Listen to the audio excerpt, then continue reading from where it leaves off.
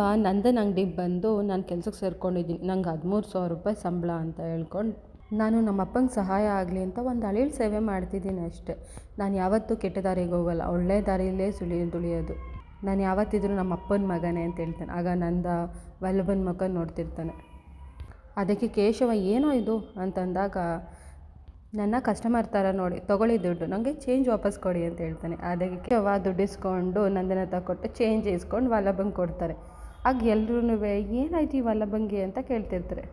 ಹನುಮಂತಣ್ಣ ಬಂದು ಹತ್ರ ಓಡಿ ಬಂದು, ಯಾಕೋ ಹೀಗೆ ಮಾಡಿ, ನೀನೇ ಡೈರೆಕ್ಟಾಗಿ ಹೇಳ್ಬೋದಿತ್ತಲ್ಲ ನಂದನ ಹತ್ರ, ಯಾಕೆ ಹಿಂಗೆ ಹೇಳ್ದೆ ಅಂತ ಹೇಳ್ತಾರೆ. ಅದಕ್ಕೆ ವಲ್ಲಭ, ನಾನು ಅದನ್ನೇ ಹೇಳಕ್ಕೆ ಬಂದೆ, ಮದುವೆ ಆದಾಗಲಿಂದ ಅವ್ರು ನನ್ನ ಜೊತೆ ಸರಿಗೆ ಮಾತಾಡ್ತಿಲ್ಲ, ಅದಕ್ಕೆ ನಾನು ಈ ಥರ ಬಂದು ಹೇಳಿದ್ದು ಅಂತ ಹೇಳ್ತಾನೆ. ಹನುಮಂತಣ್ಣ, ಯಾಕೋ ಹಿಂಗೆ ಮಾಡ್ತಿದ್ಯಾ, ನೀನು ಹೇಳಿದ್ರೆ ನಂದ ಬೇಜಾರು ಮಾಡ್ಕೋತಾನೆ, ನೀನೇ ಒಂದು ಹೆಜ್ಜೆ ಮುಂದೆ ಇಟ್ಟು ಮಾತಾಡಬೇಕಲ್ವಾ ಅಂತ ಹೇಳ್ತಾನೆ. ಅದಕ್ಕೆ ನಂದ, ಹನುಮಂತಣ್ಣ ನಿಮಗೆ ಗೊತ್ತಿಲ್ಲ ನಮ್ಮಿಬ್ಬರು ಬಾಂಡಿಂಗ್ ಹೇಗೆ ಅಂತ, ನಾವಿಬ್ಬರು ಹಿಂಗೆ ಮಾತಾಡ್ಕೊಳ್ಳೋದು ಅಂತ ಹೇಳ್ತಾನೆ. ಅದಕ್ಕೆ ಹನುಮಂತಣ್ಣ, ಎಂಥ ಒಳ್ಳೆ ಮಗ ಇವನು ಅಂತ ಹೇಳ್ಕೊಂಡು ಖುಷಿ ಪಡ್ತಾ ಇರ್ತಾರೆ. ನಂದ ಮಾತಾಡಿದ್ರೆ ಸಾಕು ಇವನ ಜೊತೆ ಅಂತ ಅಂದ್ಕೊ.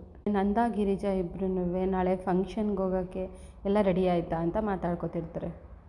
ನಂದನ ಹತ್ರ ಬಂದು, ನಾನು ನಿಮ್ಮ ಹತ್ರ ಏನೋ ಹೇಳಬೇಕು ಅಂತೇಳಿ, ನಂದ ಎಷ್ಟೊಂದು ಬದಲಾಗಿದ್ದಾನೆ ಗೊತ್ತಾ, ಕೆಲ್ಸಕ್ಕೆ ಸೇರ್ಕೊಂಡಿದ್ದಾನೆ ಅಂತ ಹೇಳ್ತಾನೆ. ನಂದ, ನಂಗೆ ಗೊತ್ತು ಬಿಡು ಅಂತ ಹೇಳ್ತಾನೆ.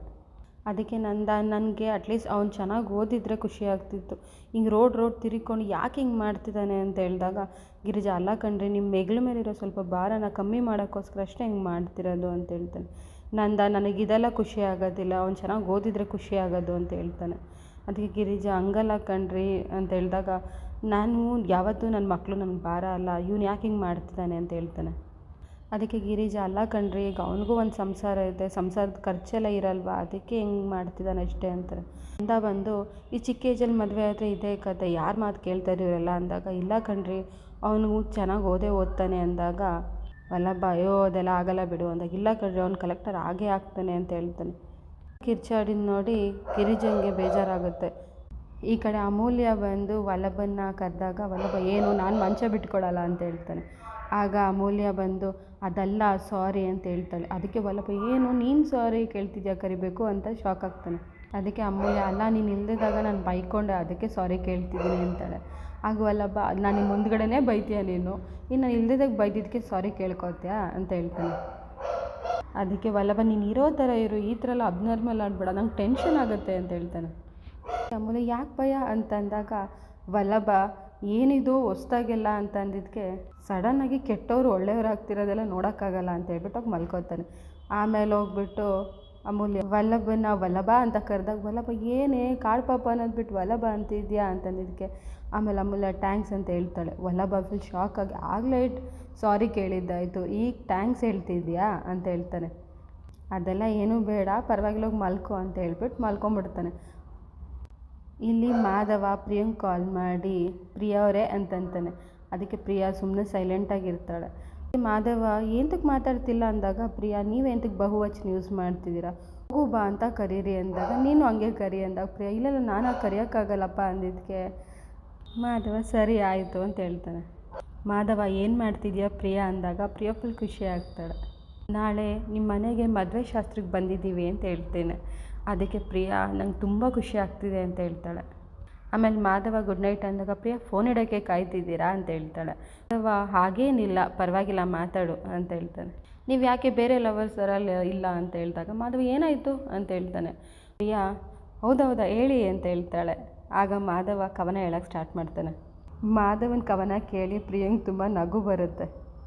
ಅದಕ್ಕೆ ಮಾಧವ, ಯಾಕೆ ಏನಾಯಿತು ಅಂದಾಗ ಪ್ರಿಯಾ, ಇದು ನಾನು ಹೊಗಳೋದಂಗಿತ್ತು ಅಂತ ಹೇಳ್ತಾನೆ. ಹಾಗೇನಿಲ್ಲ, ನನ್ನ ಮನ್ಸಿನ ಮಾತು ಹೇಳ್ದೆ ಅಷ್ಟೇ ಅಂತ ಮಾಧವ ಹೇಳ್ತಾನೆ. ಪರಮೇಶ್ವರ್ ಫ್ಯಾಮಿಲಿಯವರೆಲ್ಲ ತುಂಬ ಟೆನ್ಷನಲ್ಲಿರ್ತಾರೆ. ಅಯ್ಯೋ ಇವತ್ತು ಮದುವೆ ದಿನ ನಿಶ್ಚಯ ಆಗುತ್ತೆ ಅಂದ್ಬಿಟ್ಟು ಫುಲ್ ಟೆನ್ಷನಲ್ಲಿ ಓಡಾಡ್ತಿರ್ತಾರೆ. ಅದಕ್ಕೆ ಪರಮೇಶ್ವರ್ ಅವರು, ಮದುವೆ ಫಿಕ್ಸ್ ಆಗ್ತಿರೋದು ಖುಷಿನೇ ಕಣೆ, ಅದ್ರ ದುಡ್ಡಿದೆ ಅಂದಾಗ, ನಾನು ಏನೋ ಒಂದು ಮಾಡ್ತೀನಿ ಸುಮ್ಮನೆ ರೀ ಅಂತ ಅವನ ಹೆಂಡತಿ ಹೇಳ್ತಾನೆ. ಅಷ್ಟರಲ್ಲಿ ನಂದನ್ ಫ್ಯಾಮಿಲಿಯವರೆಲ್ಲ ಬರ್ತಾರೆ.